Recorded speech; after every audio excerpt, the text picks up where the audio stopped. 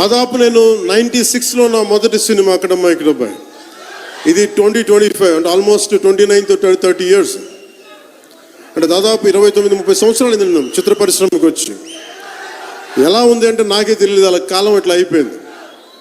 కానీ కొంత వయసు పెరిగిందేమో కానీ గుండెల్లో చావు ఇంకా చావులకే బతికాం.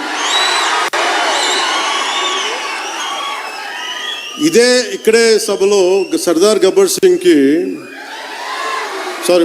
సింగ్ సినిమాకి మహబూబ్ నగర్ నుంచి వచ్చిన ఒక యువకుడి గురించి చెప్పాను, మన అభిమానులు ఒకటి గురించి చెప్పాను. అన్నా నువ్వేమి ఇవ్వదు, ఒక హిట్ ఇవ్వన్నా చాలని.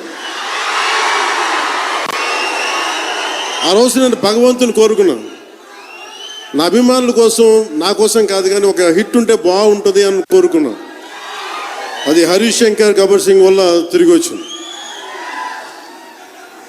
కానీ ఈ సినిమా చాలా డిఫికల్ట్ టైమ్స్లో చేశాను. ఇది సినిమాల మీద టెక్నీషియన్గా నేను ఉండి ఒక నిమిషం సినిమాలు కష్టంగా ఉండి, ఒక సినిమా చేయటం ఎంత కష్టమో, సినిమా చేయటం చాలా చాలా కష్టం.